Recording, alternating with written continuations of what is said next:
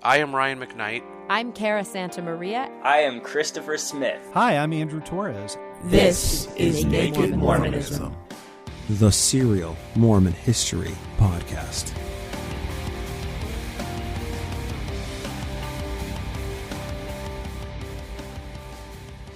Joseph Smith, childhood friend and shadow enforcer Orrin Pistol Packin Porter Rockwell, was last known to be in Philadelphia when he dictated a letter to be sent to Joseph Smith in December of 1842. Whether or not Joe replied to that letter is a fact lost to history, as no reply has ever been found or was ever recorded in his letter book. 1842 to 1843 was rough. It was a rough winter for Porter Rockwell. He'd taken lodging in a small apartment. He had worked for a man tending to horses, but that was part-time labor that barely paid the bills with anything left over for, whiskey money, of course. However, Port had probably received word, as it was, published widely through national newspapers, that Joe had been released on his writ of habeas corpus in January of 1843. Port may have been so bold as to think that he could fare just as well, and he determined that it was time to head back to the kingdom on the Mississippi. The details of this occurrence, of what we're about to discuss, they're a bit clouded by uncertainty. For this, I turn to Harold Schindler's seminal biography of Porter Rockwell titled Man of God, Son of Thunder.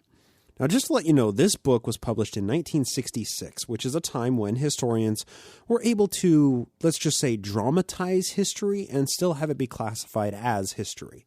So needless to say, Hal made up some quotes and scenarios that the historical record simply can't verify beyond just verifying that a certain person was at a certain place at a certain time. That said, it's an entertaining book, and it's well worth the read once you realize the dialogue has been, reconstructed with the circumstances in which the reconstruction occurs. The circumstances themselves, that's real history. So picking up in Harold Schindler's Porter Rockwell, Man of God, Son of Thunder. This is on page 82.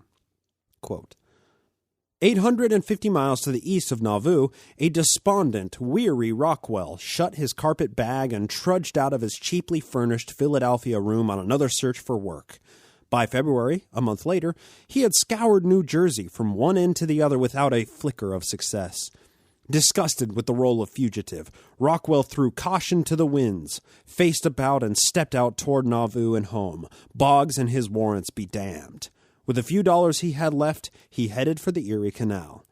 On March 4th, 1843, a big paddle wheeler splashed to a shuddering standstill at the St. Louis riverboat landing. Rockwell walked down the gangplank and gazed across the river toward Illinois. He would board a ferry and be back among his friends in a few days. So engrossed was he that he did not notice the stranger approaching. Orrin Porter Rockwell, I arrest you on a charge of assault with intent to kill Lilburn W. Boggs. Just keep your hands right there where I can see them. The reward poster says dead or alive. Rockwell cursed himself for a fool. After 9 years of constant vigil against Missourians, he had let himself be caught in broad daylight like a country clod. The man named Fox jammed the snout of a pistol against the small of Rockwell's back and motioned him forward. A second man walked quickly from the shadows of a warehouse doorway to join them. Elias Parker cast a nervous glance at Fox's prisoner. "That's him! That's Rockwell!" End quote.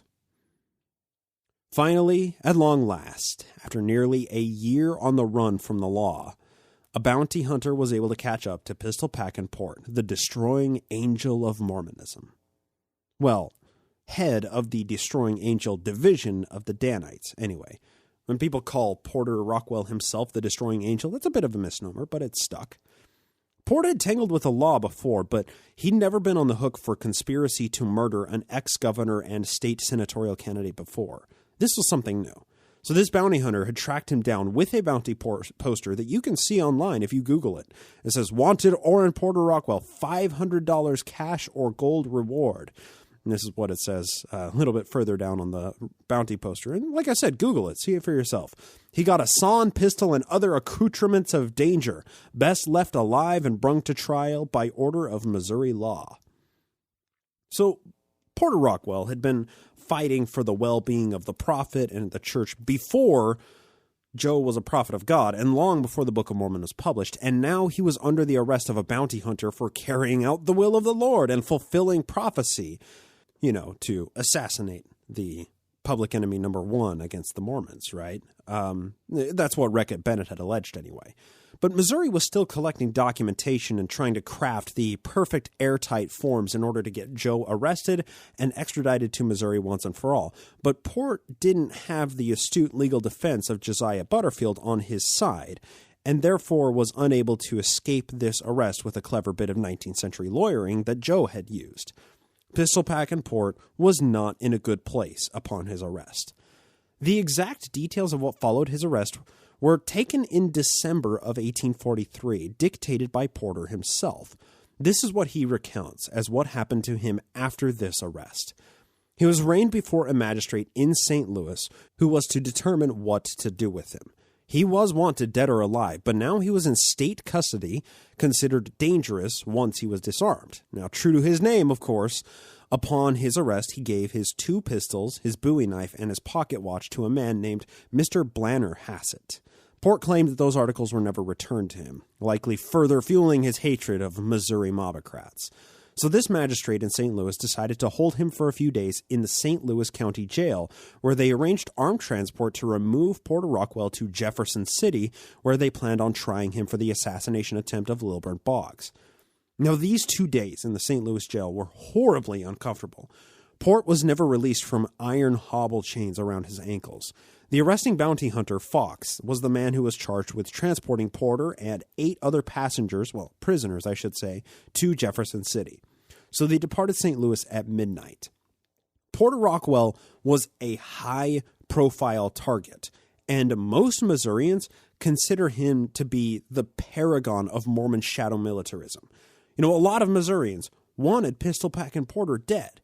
He would also escape the first chance that he got. So once Porter made his way back to the theocratic walls of Nauvoo, there would simply be no hope of arresting him and getting him extradited to Missouri the way that the Missouri government was trying to get Joe extradited. For these reasons, Port was always under close guard, and he was usually hobbled or chained. Missouri constables would not risk losing another high-profile Mormon target the way so many had escaped in early 1839 with Joe and his fellow Mormon elites. So at the beginning of this midnight journey from, St. Louis to Jefferson City, it was so dark that the prisoners apparently could barely even see each other. This wasn't in a day where there were electric streetlights on every highway. That just didn't happen, right? So one of these prisoners decided that it would be a good idea to mess with the destroying angel of Mormonism and commenced prodding Porter Rockwell in the back, being seated behind him on the carriage, on the row of seats behind Porter. Port responded by saying, quote, "It is dark and I cannot see you, but you are no gentleman," end quote. Now, of course, this is from a later reporting, and it's reported by Porter himself, so who knows exactly what he said. But apparently once Port, turned and commented to this guy, one of the women prisoners leaned over and whispered something to this man who was prodding Porter in the back, and he immediately stopped. She may have told the man who Porter Rockwell was. She may have told him that they'll be confined in the same, jail cell upon their arrival to Jefferson City, and it wasn't a good idea to antagonize the ruffian. Nobody knows what information was exchanged, or even if this occurrence did happen. This all came from Porter Rockwell himself. So once morning arrived, it was no longer safe to transport the prisoners in daylight. If word got out that Pistol Packin Porter Rockwell was arrested and being transported within the state boundaries of Missouri, he would never make it to the next stop. Literally thousands of people wanted this guy dead. So they stayed during daytime in an inn, a tavern of sorts. Then they set out the next night for the next leg of the journey. Now, apparently, the driver of the carriage at this time got properly tight before the trip, and he ran the horses into a tree, breaking the king bolt of the carriage. And the king bolt is the bolt that hinges the front axle and allows it to turn. So Port, still in his shackles and hobbles, he crawled underneath the carriage and found a spare kingpin, and he fixed it so that they could get on their way. Now, it makes you wonder, right? This is a prison transport. They're transferring him from one jail to another jail cell. He didn't know what awaited him, probably the gallows, because he had apparently assassinated or tried to assassinate Lilburn Boggs. So the question is, Why would Porter Rockwell fix this carriage that was taking him from one jail cell to another jail cell in the middle of the night? I would simply ask, what other options did he have, right? I mean, if they didn't get rolling by morning, some Missourians could happen upon them, find out that one of these prisoners was the infamous Porter Rockwell, and lynch him right there on the spot, right? It was in everybody's best interest, including Porter's, to get this coach rolling again, which may explain why he was, helping actually fix it after this drunk guy ran it into a tree. So they set out again, but of course, this drunk carriage driver didn't get them much further down the road before he ran them into a ditch and overturned the carriage. Now, apparently, Port had dozed off in between the first crash and the second crash, as it was the middle of the night, quote, "But the bustle awoke me," end quote. Now, Port had plenty of experience driving coaches. He was gifted with a nice new carriage and the job of taxi driver in Nauvoo. And, that was probably just to spy on the people as they got into town after, this supposed assassination attempt. So the other guards ended up asking Porter Rockwell to drive the carriage because the current driver was clearly too drunk to get them any further. So Porter proposed a deal. Take off the shackles and I'll drive your cart. They didn't take the deal. It's typical of Porter Rockwell ingenuity. Take off the shackles. I'll be happy to drive your cart. And then he just runs. Oh, he was fast. But of course they didn't take it. But he just agreed to drive the carriage anyway. So him and a couple of the other prisoners lifted the carriage back up onto its wheels and out of the ditch. And Porter, with his hobbles still on, drove the carriage for the rest of the night. Finally, after this long, arduous journey with multiple crashes and a drunk carriage driver, they arrived in Jefferson City, where Porter was boarded for 2 days and 2 nights. It was decided that he was to be taken to Independence, Missouri, where the deed itself was actually committed. So they passed through Boonville on their way. Now, Boonville is actually the city where Joe and his friends were on their way to. They were being transferred to under armed guard when they escaped in early 1839. So still under the care of this Fox guy who arrested Porter in the first place, they set out for Independence, passing through Boonville during this journey. Now, the posse was actually passing between major cities on well-traveled routes, so they were actually able to travel during the daytime. So finally, they arrived in Independence, Missouri, sometime around March 16th, late in the evening, give or take a couple of days. Now, once they arrived, word quickly got around that the man who shot Lilburn W. Boggs, the underground enforcer of the Yankee Muhammad's will, Porter Rockwell, was in town and in the custody of the state. A crowd quickly assembled upon their arrival to witness this 5'8" terror of a man. Chants rang through the city to hang the demon on the spot. The due process of law awaited Port, but he would have to survive the court date for said due process to be carried out. While the men of the crowd were kept at bay by the constables, including this Fox character, so he could get his bounty, the younger boys of the town decided to get in on the excitement by kicking and punching the shackled man as the crowd jeered them on. Apparently, if grown men are trying to attack a prisoner, no, we can't have that. But if little, kids, teenagers are attacking him, that's totally cool. Once again, of course, this is all from Porter Rockwell himself. It's kind of hard to verify whether or not all of this really happened. So finally, they locked up Porter Rockwell for 2 days before assembling the proper documentation for a trial. He called this a sham trial because the arresting bounty hunter, Fox, testified on behalf of the prosecution. Apparently, according to Porter Rockwell, Fox claimed that Port had told him that he hadn't been in the state of Missouri for 5 years, which harkens all the way back to the 1838 Mormon War. This was not true. Port had been in Missouri from February to May of 1842, and he had an alibi from his wife who gave birth at her parents' house near Independence. So Fox testifying that Port had told him he hadn't been in Missouri since 1838, that made it so they could hold Porter Rockwell in contempt of court while the state compiled documents to properly prosecute him. As a result of Fox lying, Port claims that Fox split a payout with another gentleman who corroborated Fox's false testimony. Now, once again, I have to say this.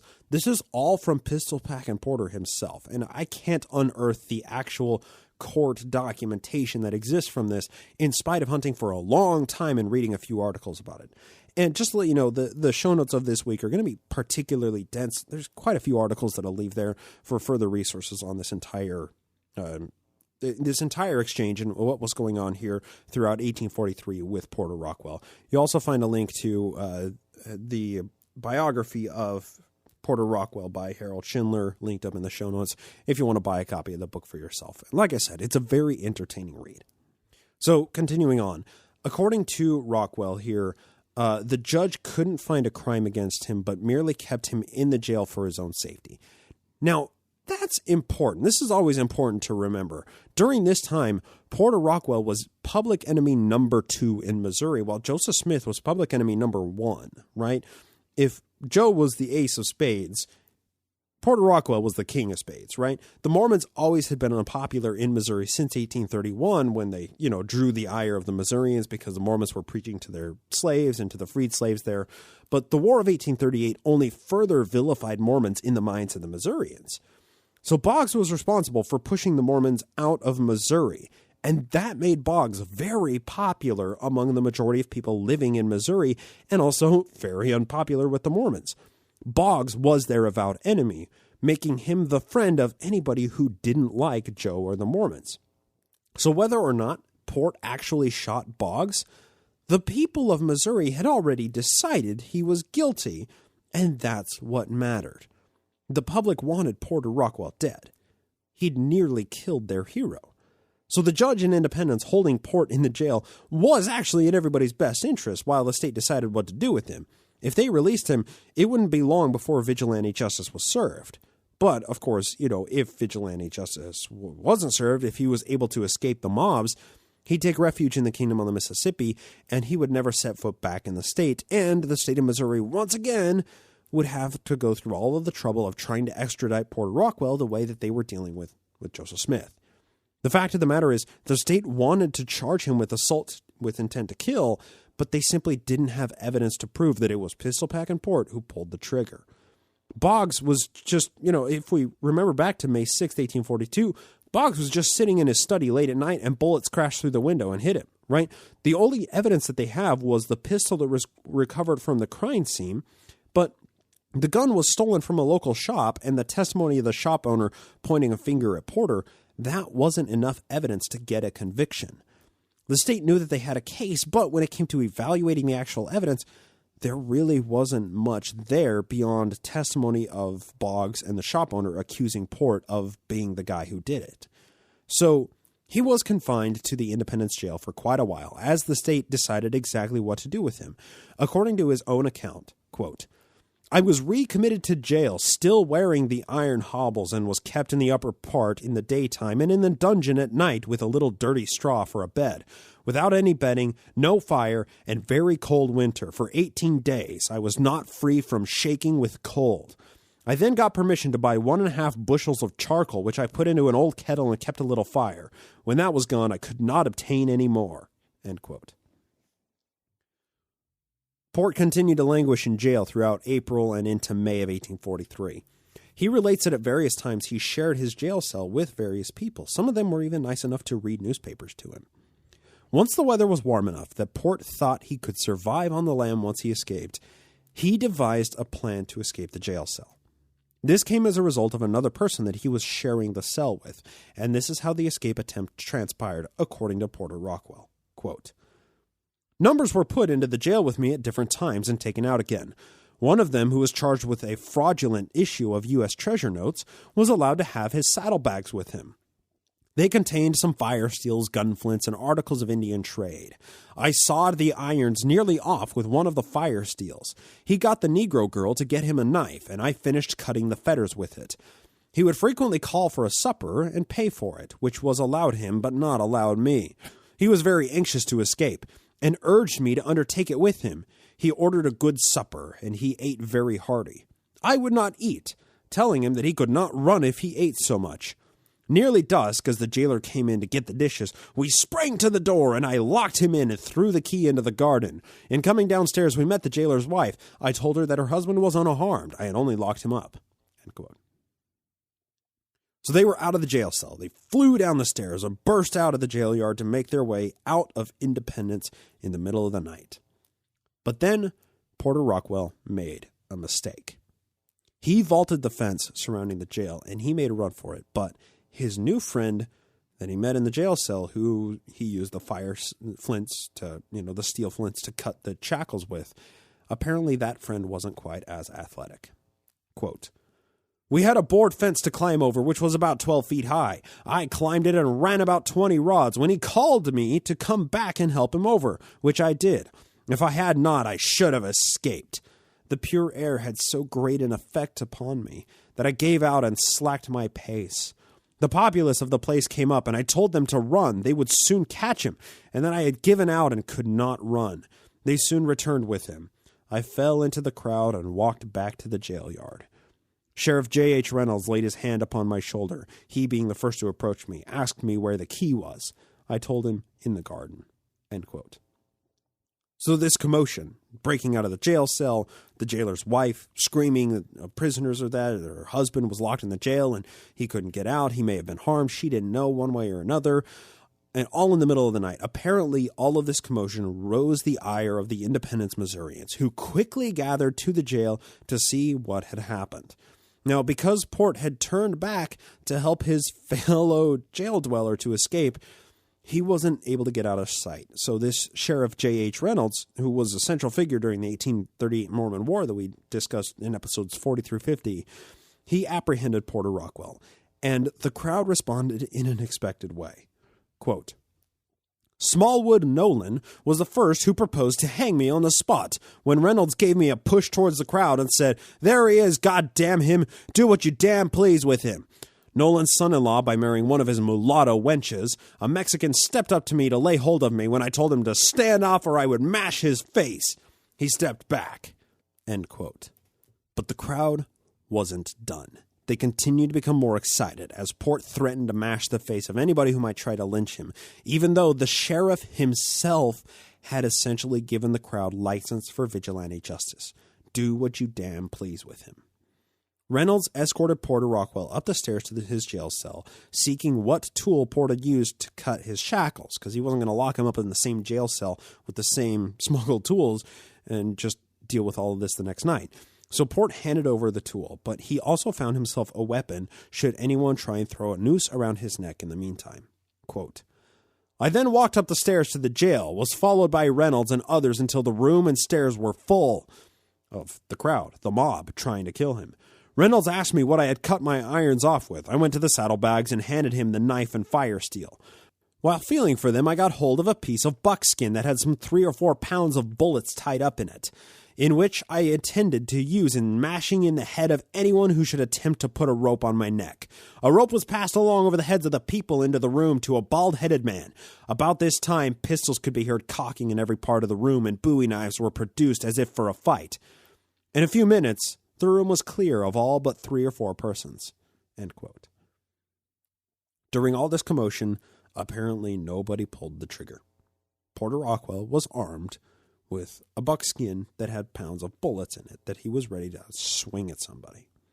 So nobody was able to get the noose around his neck, and vigilante justice was not served. But Porter Rockwell did not make his escape. So eventually, with Porter Rockwell back into state custody, the crowd dissipated. Sheriff Reynolds decided to not risk another escape attempt, and he not only hobbled Pistol Packin Porter, but chained his right wrist to his ankles and locked him in solitary confinement in the dungeon. Quote, "I was then put into the dungeon, my feet ironed together, my right hand to my left foot, so close that I could not half straighten myself. The irons, when put on my wrists, were so small that they would hardly go on and swelled them. But in 18 days I could slip them up and turn them around my arm at the elbow.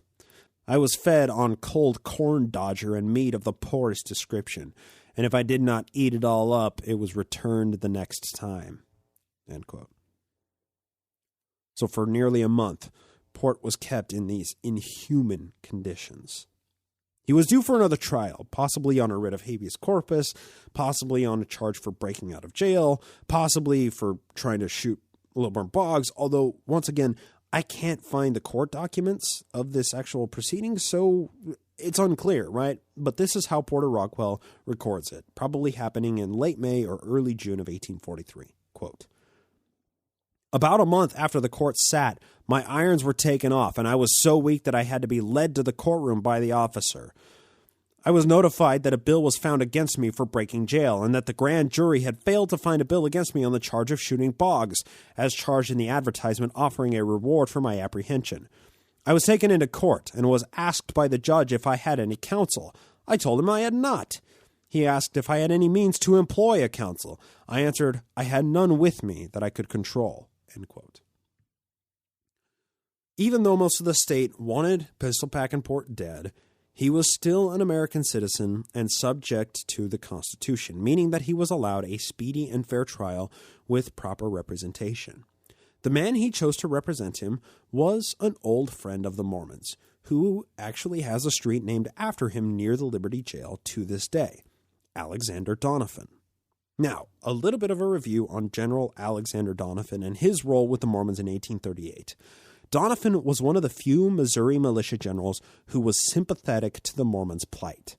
While Generals Lucas and Bogart were happy to see the Mormons as animals in need of extermination, Donovan was one of the few people in Missouri government who saw them as fellow human beings.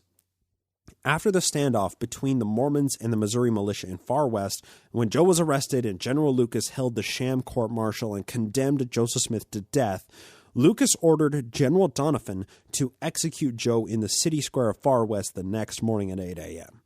General Donovan refused, disobeying a direct order from a superior officer, and he reported to Governor Boggs what had happened, which led to Joe being taken to court, tried, and imprisoned, as opposed to being executed on the spot.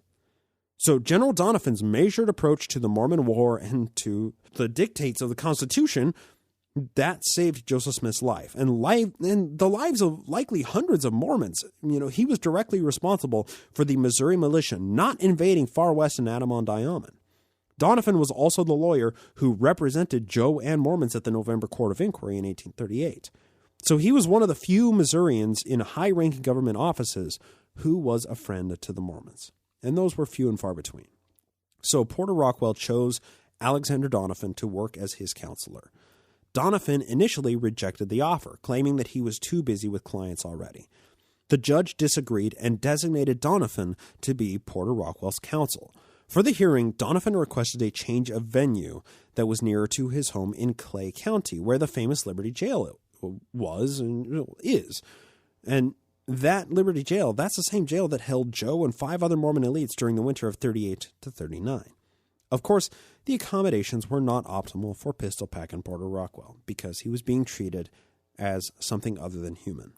Quote, "When the officers came to Independence Jail for me, they requested me to get ready in a hurry, as they feared the mob would kill me. I told them I wanted to put on a clean shirt if it cost me my life, as I had not been permitted to enjoy the luxury of a change of linen since I had boarded at the expense of Jackson County. While I was changing my shirt, the officers several times told me to hurry or the mob would be on me and kill me." End quote. This is a little humanizing, isn't it?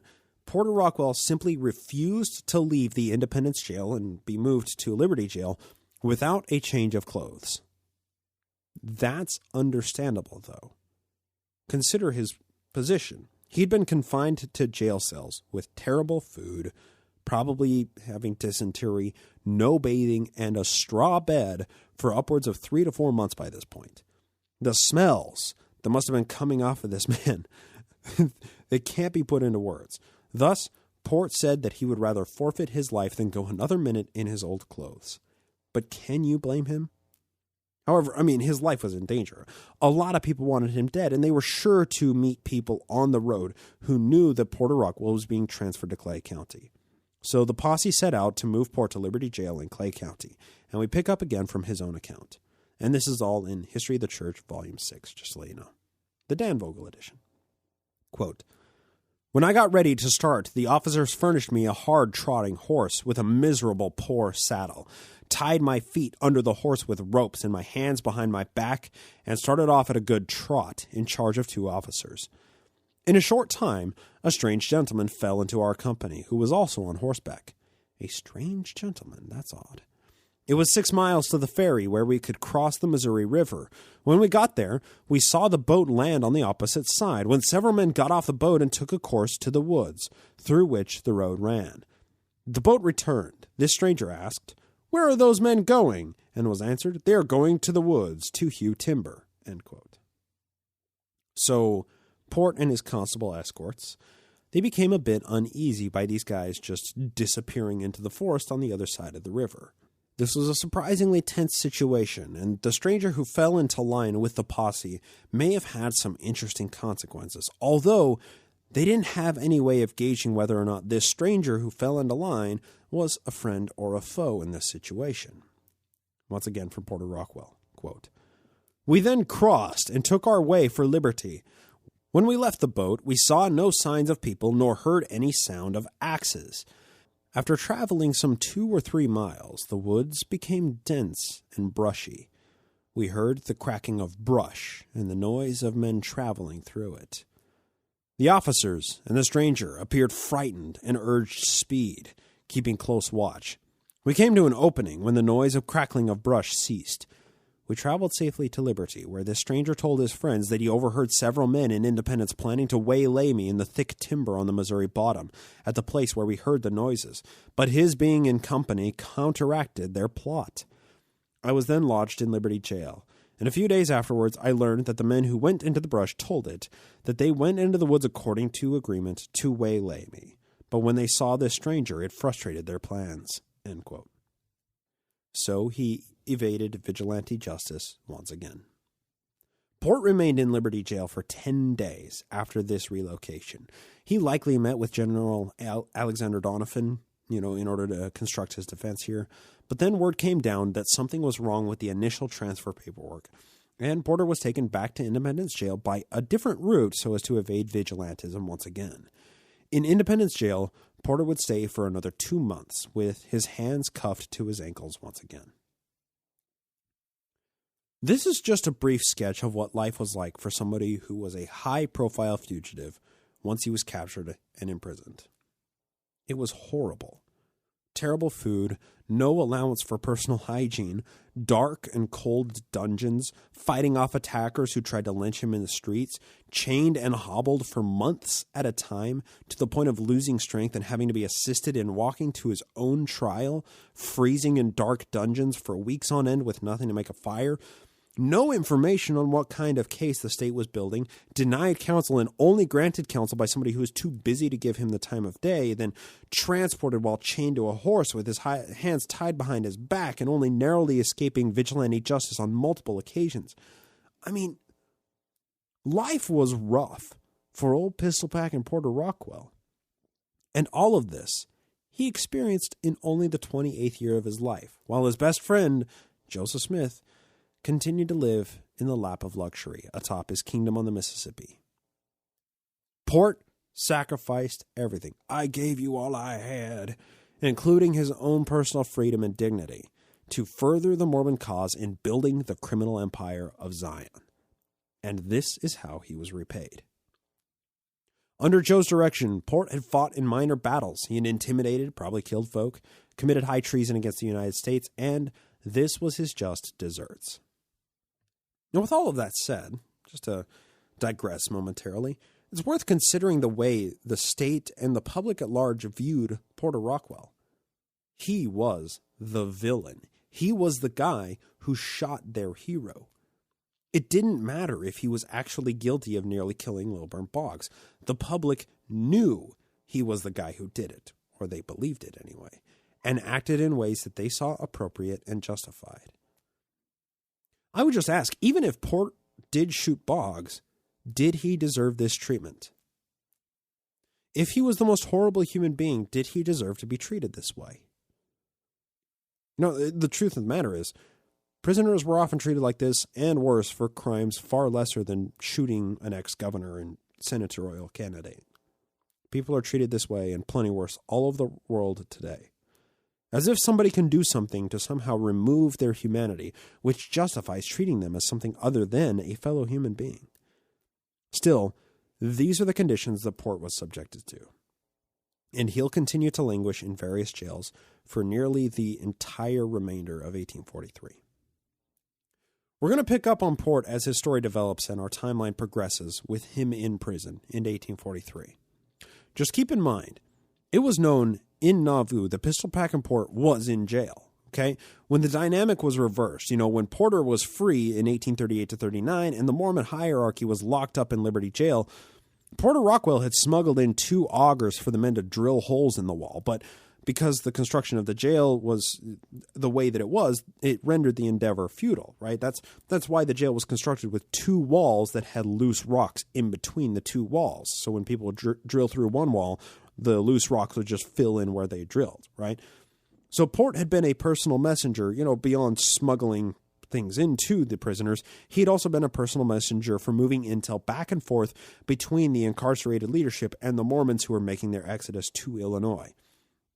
Porter Rockwell had taken the Danite oaths to ever conceal and never reveal the secrets of the Mormon Underground Enforcement Squad, and he never left his fellow Danites behind. Now the tables were turned. Port was stuck in prison. Joe himself never helped Porter Rockwell out with legal counsel or with anything as far as the historical record can attest, even to try and contact Port. Now, there apparently is honor among some thieves, but apparently that's only a one-way street when you have a criminal kingpin. However, that's not to say that Joe didn't try to spring Port indirectly. You'll see what I mean as we meander to our conclusion today. This whole ordeal with Pistol Packin Porter Rockwell was all happening in Missouri, but what of Nauvoo during this period? Business was continuing as usual. Sometime in late winter to early spring of 1843, a very interesting character made his appearance on the scene. Now, this newcomer was scarcely known in Nauvoo, but he'd played a role in a December of 1842 slander case against Joseph Smith. After the slander case, this man briefly moved to Carthage, Illinois. Now, Carthage, Illinois was a hotbed for the anti-Mormon political movement, along with Warsaw, Illinois, where the anti-Mormon political party was initially organized by Thomas Sharp. Sometime, probably in April of 1843, this man moved back to Nauvoo, possibly after being influenced to do so by some of the people opposed to the Mormon Empire and its amassing political wealth. Here is how this guy became affiliated with the Mormons in early 1843, published by his own hand in August of 1844. Now, August of 1844 was a time fraught with chaos and uncertainty because it was 2 months after the deaths of Joseph and Hiram Smith and a month after the death of Samuel Smith, when Crazy William Smith was the only man of the Smith family left alive. So I begin with the introduction of his 1844 expose, which sheds light on this man's motivations for joining the Mormons in the first place. After that, we'll pick up with how he was first able to infiltrate the upper echelon of the Mormon criminal empire of Nauvoo, using Porter Rockwell's incarceration as leverage. Quote, "The following narrative of my experience in Nauvoo is submitted to the public in hopes that it may call attention to the character and the iniquities practiced in that city in the name of religion. I am aware that such is the nature of the disclosures made in the following pages, such the blackness of the record, that it will be difficult to induce men to believe that such depravity could possibly exist.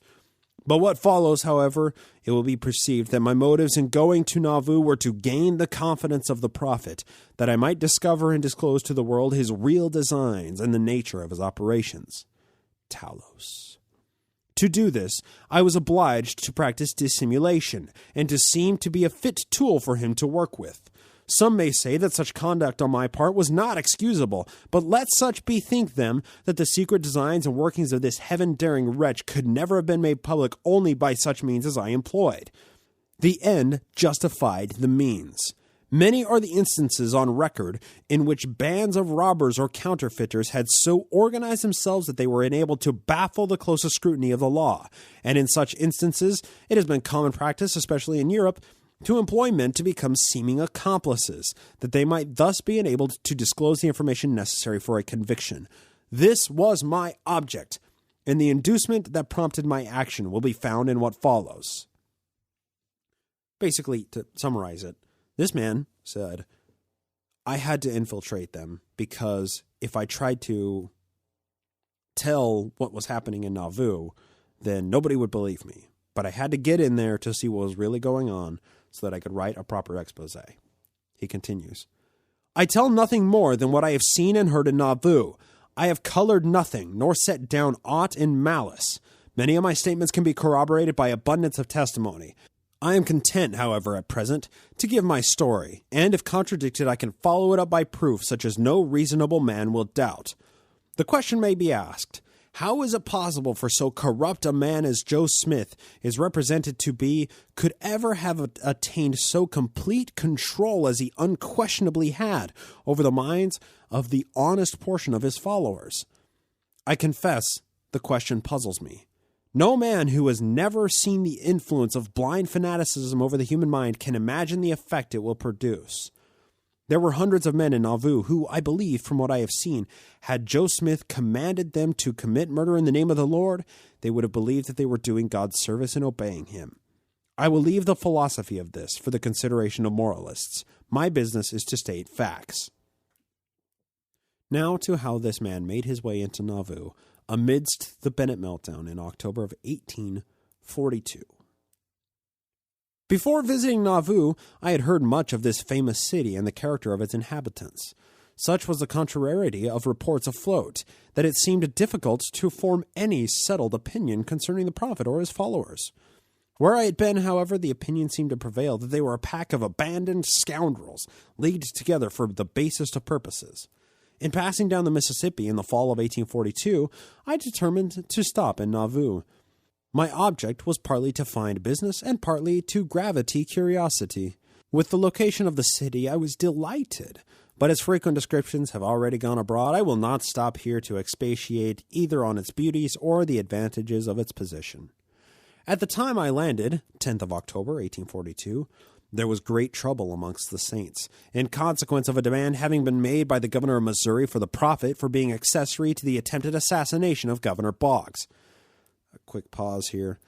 This is during the Bennett meltdown, right? I mean, this is a time that Nauvoo was up in arms, that there was a night guard out there, that Joseph Smith was in hiding, that they were very, let's just say, suspicious of anybody coming into the city unannounced.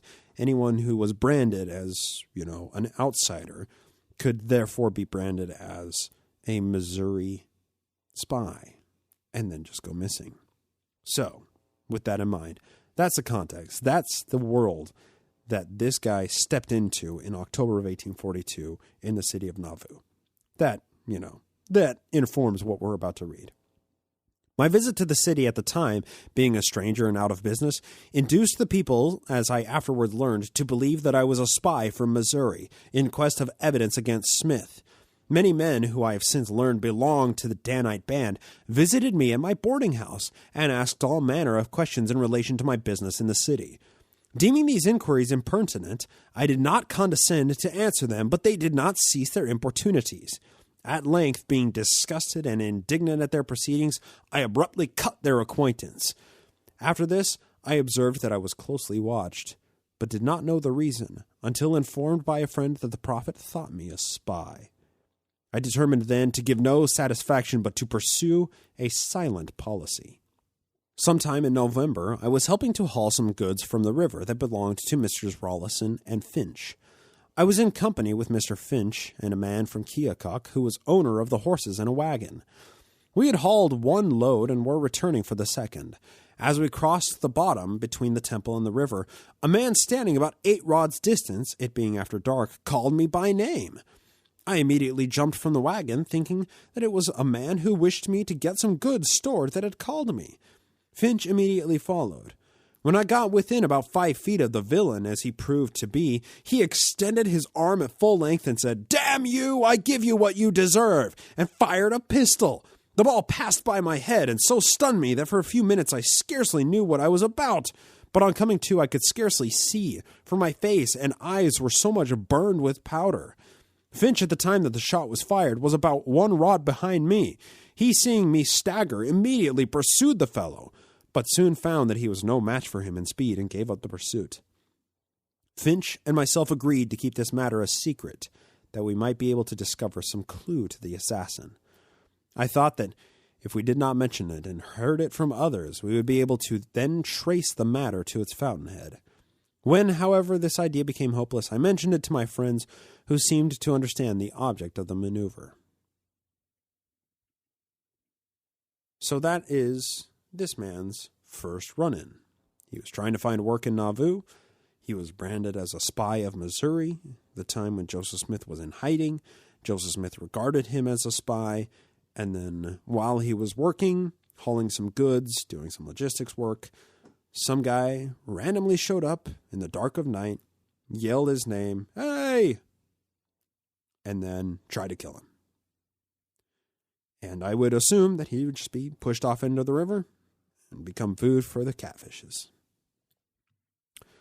It's not an isolated incident. That's the point that I'm getting to. We continue on this man's expose. His own words. Shortly after this, I left Nauvoo and went to Carthage to spend the winter. During the winter, I employed my time in hunting, but I heard frequently complaints against the thieving Mormons. In the spring, I determined to find out whether Joe Smith was in reality as bad a man as he was represented, and whether he had in reality instigated the villain who attempted my life in Nauvoo. And I just need to restate here, he was in Carthage, Illinois, which was a hotbed of anti-Mormon rhetoric in the anti-Mormon political party. So he may have been motivated by some of the people, some of his friends that he made while living in Carthage during the very end of 1842 and into early 1843. Now, we continue with his words. I therefore stated to Harmon T. Wilson, deputy sheriff, that I intended to visit Nauvoo, and if any man could, I would find out Joe's plans and measures, and at a proper time, if I found him to be as base as represented as I believed him to be, disclose to all the world. In forming this resolution, I was actuated by a desire on the one hand to revenge myself on him if he were guilty of the attempt on my life, and by a romantic love of adventure on the other. On one hand, I wanted to find out who tried to kill me, but on the other hand, this just seemed like fun. I'm going to do it. I'm going to go infiltrate the Mormons. I possessed every advantage in person and countenance to accomplish my object, as well as a full share of experience in the ways of the world. Accordingly, in the month of March, I went to Nauvoo, and after staying there a few days, I visited Joe and gave him to understand that I had important business with him. He invited me into his private room, and there in the presence of Heber C. Kimball, I disclosed the nature of my business and made him believe that I could be of great service to him. I stated that I was a fugitive from Macon County, Georgia, and wanted protection. This seemed to tickle his fancy wonderfully, and throwing off restraint, he saw that I was just the man he wanted, and referred me to the conduct of Joab unto David. He then said that he would make any man rich who would be unto him as Joab was to David, and obey his commands in the name of God, that he might fulfill his prophecies. He then commenced an argument to make me believe that this was right and lawful in the sight of God, and declared himself a godly man and a prophet endowed with power from on high. I then remarked that as to his religion I cared nothing about it, for I did not believe in the supremacy of God. Here he looked me very steadfastly and significantly in the eye, but I flinched not. So now this man had Joe's attention. He was in a private meeting with Joseph Smith and Heber C. Kimball, sitting in a secret room in the Nauvoo mansion. It might have been in the Nauvoo house. It's a little bit unclear at this time where it was. And he was just telling Joe, hey, I'm on the run from Georgia. I know the ways of the world. I don't care about your religion, but I can make myself valuable to you. So he decided to offer Joseph something. Now, this was a test of loyalty, but the test of loyalty was proposed by the person seeking said loyalty in order to gain status within the ranks of the Mormon elites. Now, you'll quickly see why this whole subject and this guy, who I haven't named yet, is relevant in view of today's subject matter. Quote, I then told him that I was a desperate man and could release O.P. Rockwell, who was at the time confined in prison in Missouri for his attempt on the life of Lilburn Boggs. Well, said he, if you will release Porter and kill old Boggs, I will give you $3,000. Kimball heard this conversation throughout, but I have no hope that he could be made to acknowledge its truth, so deeply is he leagued with Joe in his villainy. Joe, after this offer, made a proposition to give me an outfit to Missouri, and said that he would soon furnish me with a splendid horse, saddle, bridle, and all necessary accoutrements for this journey. To all this, Kimball assented. The second morning after this, I met Joe again. He told me that he had traded a town lot with Elder Grant for a splendid black horse, and also that he had procured a saddle and bridle for the trip. Now, said he, go and perform in the name of God, and let the little fellow out of jail, for my heart bleeds for him. I took possession that day of the horse, saddle, and bridle, and the next day Joe brought to my boarding house a pair of saddlebags concealed under his cloak. This expedition was kept a profound secret. It makes you wonder what was in that pair of saddlebags concealed under his cloak. People in general supposed that I had bought the horse of Joe and had no idea that there was any understanding between us. After having this horse in my possession for 2 or 3 days, Joe and I took a ride up to Edward Hunter's, where he borrowed $100, and I drew his note for it on demand. Hunter at this time was absent. While there, Mrs. Hunter brought the Bible to Joe and wished him to explain some passage in the 3rd chapter of Hosea in relation to the adulteress. He replied that he would call at another time and translate it for her, for which she thanked him kindly. After this, I learned that the scripture named by Mrs. Hunter was one of the proofs for the correctness of the spiritual wife doctrine, of which the reader will learn more hereafter. Not today, though, for us anyway. After conversing a little while, we arose to depart, and Joe gave Mrs. Hunter a very sanctimonious blessing. We then got on our horses and rode up the hill, where we were met by the holy patriarch Hiram on his white horse. He informed Joe that Brother Somebody, I do not recollect the name, was sick, and they were sent for to lay hands on him, for he was sick unto death. I rode to the house of the invalid with them. We entered the room, and I put on a very grave countenance, while they both laid hands on the sick man, and Hiram made a long, sanctimonious prayer. As we left the house, Joe pronounced a blessing on it, and all that were within. We then again mounted our horses. Hiram went home, and Joe and I took a ride of some 5 miles on the prairie. All the way out and back, he pressed me to kill Boggs, and said he would pay me well for it. Finally, I gave him a strong hint that I was in for the business, knowing as I did that if I hesitated he would suspect me of treachery, and thus all my plans in relation to him would be frustrated. I therefore carried on my game by showing a bold front. All the while he was urging the killing of Boggs, he insisted that it was the will of God, and in God's name he offered me a reward for his blood. This was all done with an air of sanctimonious gravity, and with a look of innocence that he would make one almost believe that the prophet really thought that he was acting under the command of heaven. I was utterly astonished to see this man concoct the most hellish plans for murder and revenge, and yet with pertinacity insist that he was right in the sight of God. And here, if I may be permitted to pause, lay the whole secret of Joe Smith's success. He had a singularly unmeaning countenance that was no index of his real character.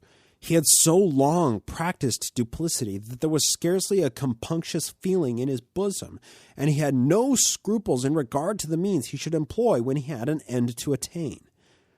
Hence it was that he had no hesitancy in prostituting everything sacred for the purposes of lust, cupidity, revenge, or power." End quote. I know that was a long reading, but it's important. This August 1844 expose comes from a man named Joseph H. Jackson, published in the Warsaw Signal.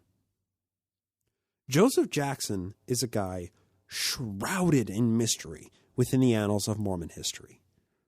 Where he came from, where he ended up, it's all a matter lost to history. His birth date, his political affiliations, his Masonic connections, religious convictions, and his death date, they are all unknown.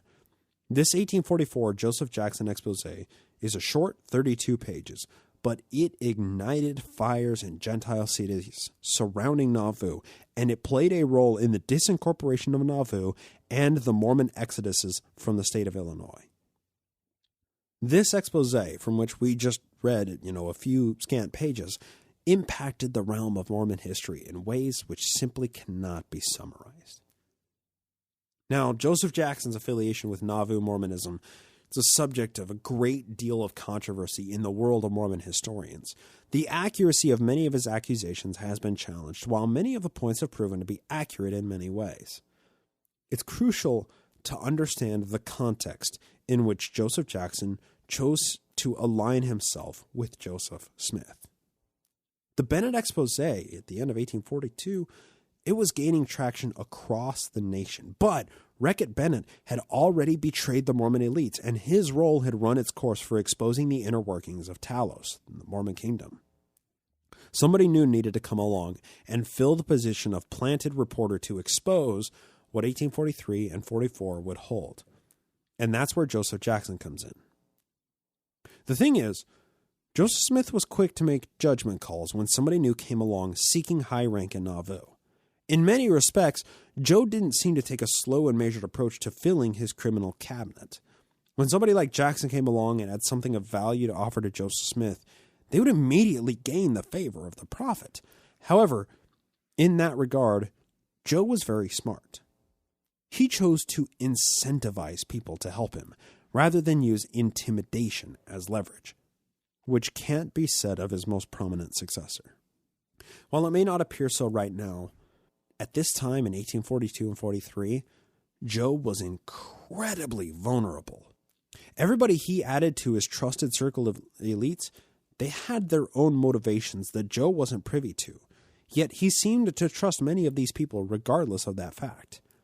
Jackson gained Joe's trust by carrying out the journey to Missouri to, in Joe's mind, kill Lilburn Boggs once and for all and spring Port from the cage that he was held in. We'll discuss the finer details of this journey and the way that everything happened with Porter Rockwell in the coming episodes. Jackson making the trip to Missouri in the first place was the test of fealty the prophet needed in order to show him that Jackson was ready to keep secret the darkest recesses of Nauvoo Mormonism. The blueprints for Zion would be safe with Jackson, Joe eventually concluded. The level of trust that Jackson was able to gain is truly incredible. He will figure into our timeline moving forward from spring of 1843. Really, though, I got to be honest, we need to be thankful for people like Joseph Jackson doing what they did. He witnessed horrible things taking place, but he stuck to his guns when pressed for loyalty, and by doing so, he bore witness to things truly unconscionable to us today. Jackson's role, like that of John C. Reckitt Bennett, in Mormon history is a gift to historians of today. Trust me, you'll see what I mean as we progress further through Nauvoo.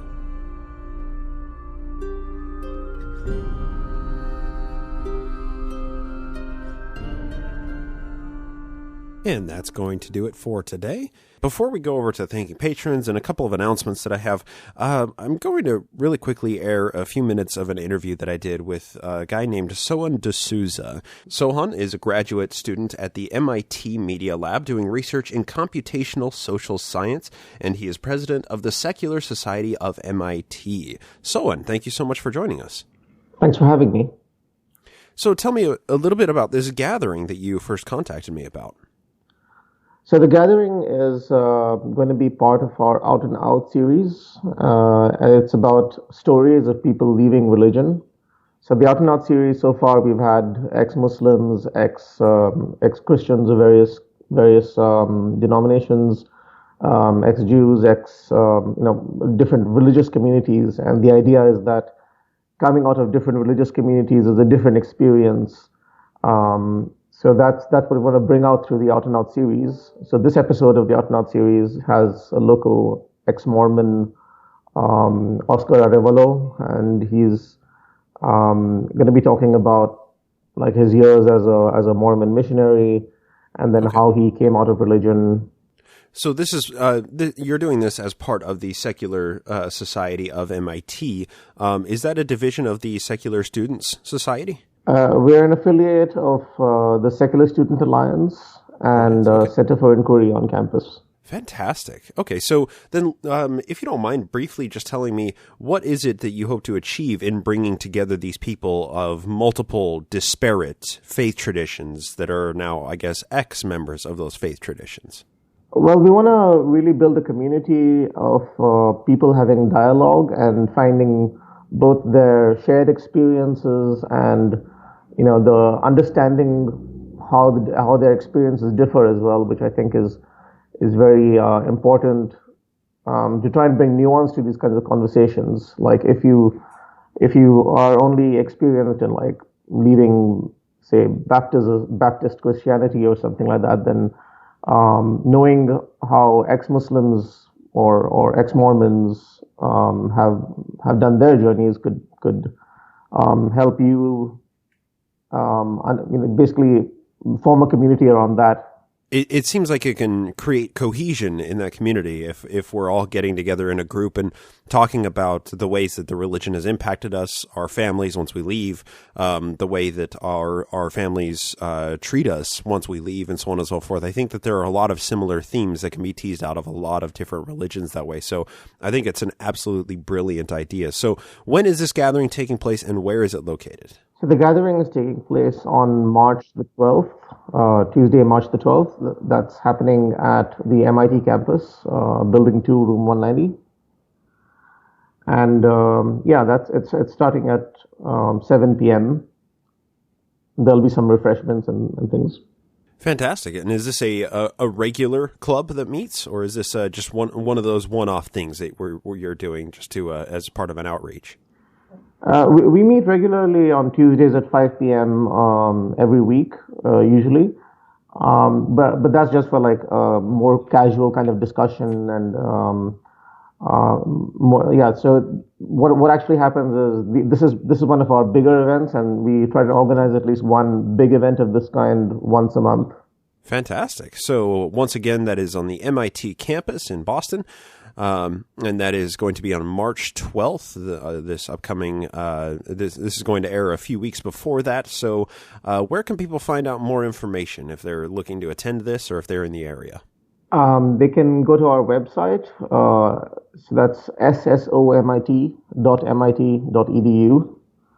And we're also on Facebook and Twitter. There are links from the website, or you can just look us up on Facebook and Twitter. We have presence there, and we also have a YouTube channel which contains archives of videos of our past events, including past out-and-out events. Fantastic. So SSOMIT, and you're going to find links to that in the show notes for anyone who cares to or shows interest or wants to explore this.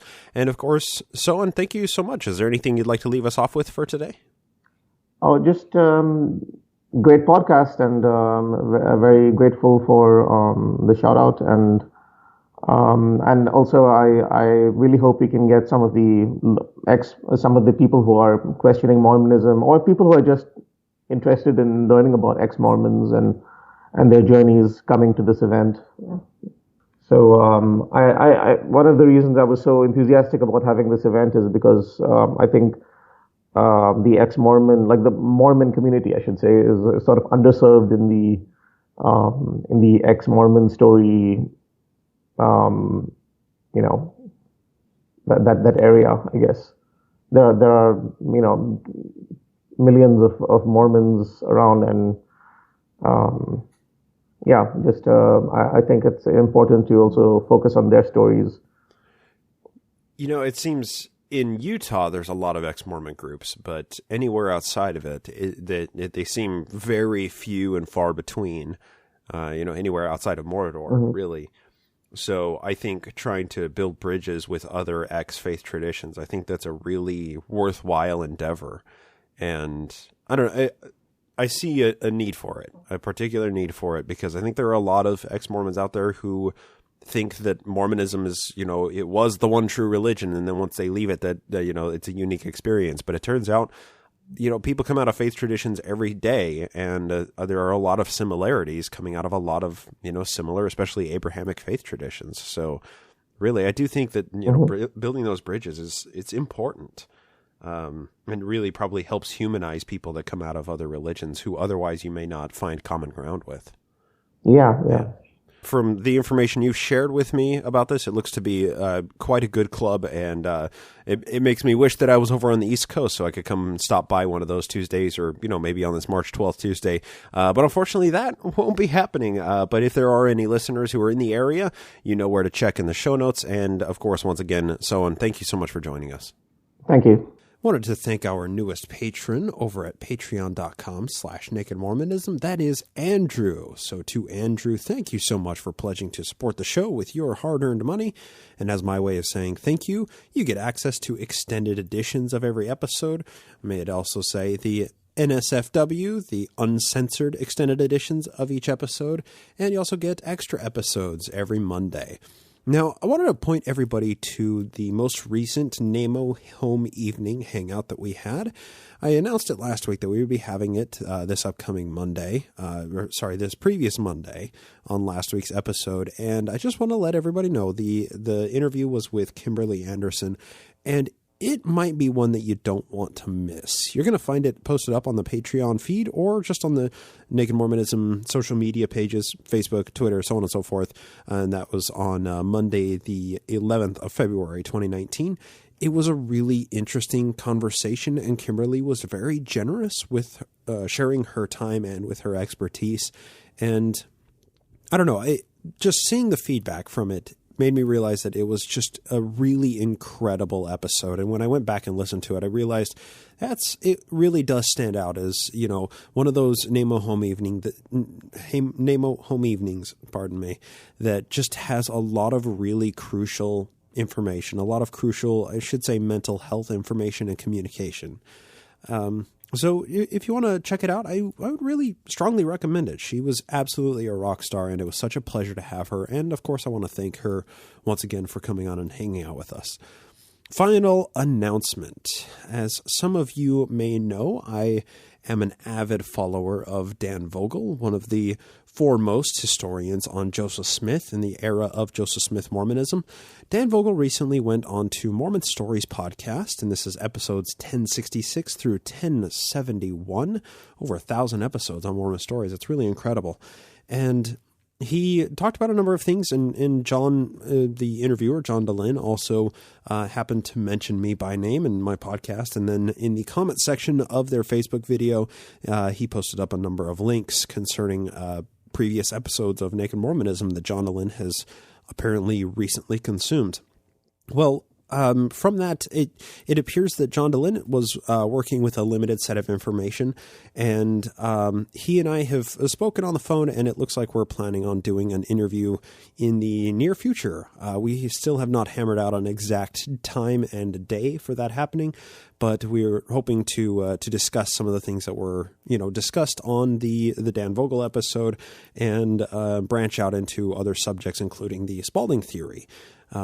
I think the Spalding theory is quite interesting. If it's something that you have never looked into, I would refer you back to some of the earliest days of this podcast, episodes 16 and 17, as well as the 7.5-hour Book of Mormon episode. Needless to say, the Spalding theory is fun, and a lot of people do espouse it, but the consensus of historians typically believes that there isn't much to it, much credibility to it. So what I would like to do is go on to Mormon Stories and talk with John about the Spalding theory and see what kind of paths that leads down, as well as my own personal assessment of the Spalding theory. So we're looking forward to that. Just to let you know, a number of people did get in touch with me and let me know that John had mentioned me by name on his podcast, and I was watching it along live as it was happening. And I thought it was interesting. And needless to say, I'm looking forward to doing this interview with John. So with all of that out of the way, I believe that's everything we have to cover today. Thank you all so much for listening, and I hope to talk to you next time here on the Naked Mormonism Podcast.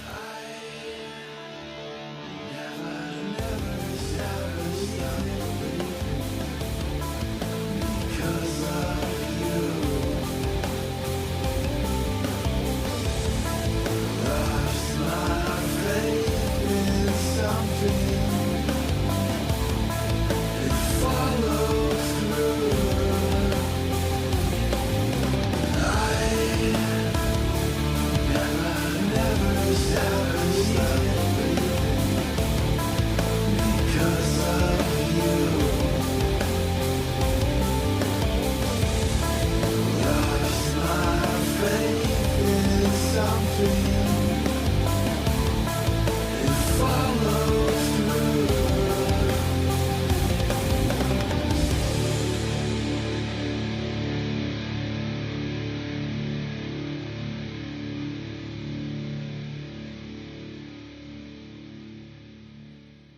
This podcast is produced with the help of Julie Briscoe as social media manager, Brian Ziegenhagen as audio engineer, and Andrew Torres of the law offices of P. Andrew Torres in the Opening Arguments podcast as legal counsel.